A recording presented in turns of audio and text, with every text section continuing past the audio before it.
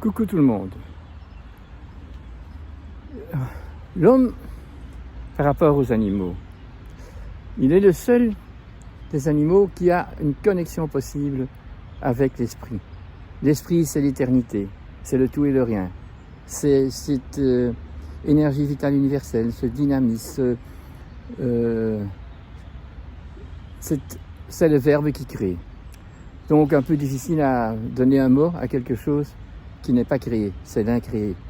Mais donc ça veut dire que nous, les hommes, nous pouvons connecter avec cet esprit. Et dans cet endroit occulte, nous pouvons recevoir de la clairvoyance pour pouvoir mieux voir clair sur cette terre. Donc c'est indispensable et cet acte, il est volontaire.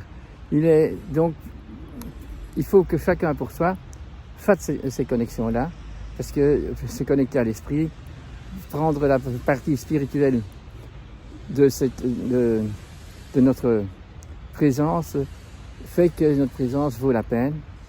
Donc, c'est pas que c'est du martyre, mais justement, quand on estime qu'il faut se connecter le plus souvent possible avec la cause de le rôle de notre vie, la vocation que nous avons en tant qu'humains, et chacun dans sa signature, fait qu'il faut volontairement se connecter. C'est un acte volontaire.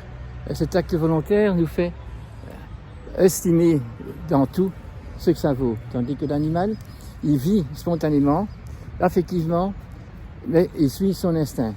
Vous voyez, c'est tout à fait autre chose, cette liberté de conscience qu'ont les animaux, ainsi que les plantes, ainsi que le monde minéral. C'est du créer sans qu'ils aient eux-mêmes une occasion de librement changer les données. Les données génétiques le sont, et il n'y a que l'homme qui peut changer l'expression de ses gènes, si vous voulez. Il peut participer d'une façon sage. Oui, alors c'est parce qu'il est connecté, qu'il connaît le verbe et que ses expériences, il les a toujours estimées dans une échelle de « oh, ça c'est bien, ça c'est pas bien ». Et donc, il fait des choix de haute envergure, puisque c'est toujours choisir, c'est aller pour quelque chose d'élevé, quelque chose qu'on estime très haut. Ça veut dire qu'on fait des sacrifices sur place, puisque c'est sacré. Et le choix est libre, c'est-à-dire volontaire.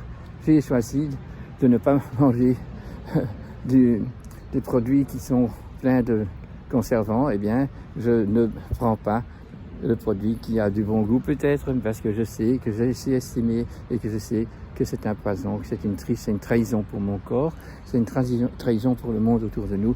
Et en tant que savoir que je suis toujours un exemple pour les autrui et que les autrui sont des exemples pour moi, qui me permettent alors de pouvoir estimer ce qu'il faut faire. Et donc, grâce à ces valeurs de la vie, ces estimations qu'on donne aux choses qu'on fait et qu'on voit, nous avons des choix possibles et nous pouvons rencontrer des humains qui font le même travail. Donc l'esprit, une fois dans la création, c'est tout ce qui est créé sauf l'homme, il s'est métamorphosé en âme.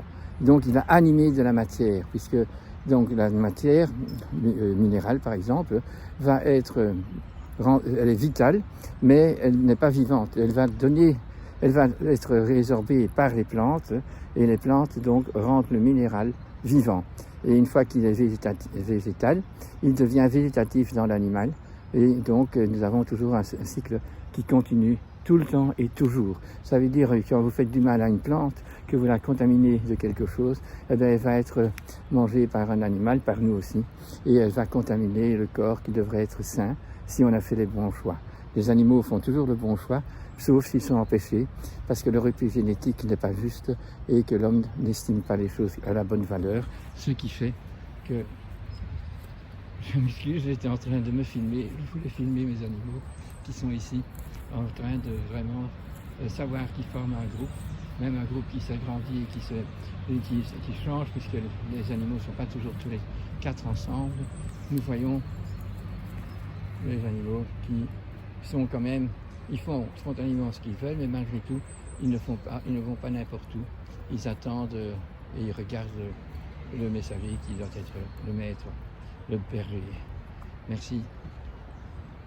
Bonjour Tolo. Bonjour Bella. Tout relax.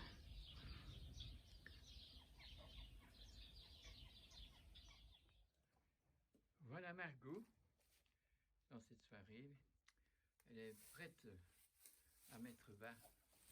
Elle est vraiment prête. Tout est prêt.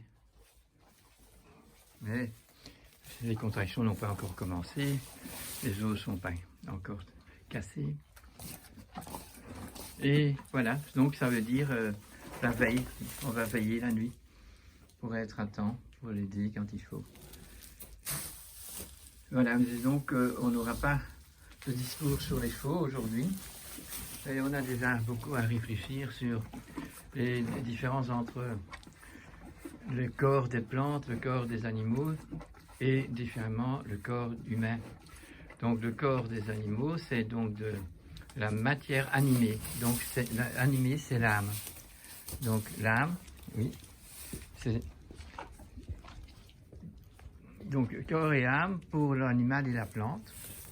Et pour les humains, il y a corps et âme et un accès à l'esprit. Ce que les animaux représentent, ils représentent tous un attribut de cet esprit, de ce divin, qui est non créé, mais qui connaît toute la création, et qui a donné à chaque plante, chaque animal, chaque minéral, une représentation de lui, un attribut de sa divinité. Et à l'homme, la liberté d'accéder ou pas à sa propre évolution, puisqu'il est libre de se connecter avec cet esprit. Tandis que les animaux sont un attribut de l'esprit, et nous sommes au niveau corporel, âme et corps, mais nous avons accès à l'esprit et à l'échange avec cet esprit divin. Et c'est là que nous n'avons pas accompli notre boulot, et qu'il est temps qu'on le fasse pour qu'on gère ces planètes, qu'on gère les animaux avec amour, un amour inconditionnel, celui de ce Verbe qui a mis tout sur place pour que ce soit un paradis, du moins si l'homme participe. Et alors il va encore s'épanouir beaucoup plus, se métamorphoser. Je vous souhaite une bonne nuit. Et ici nous avons le papa, Gandhi.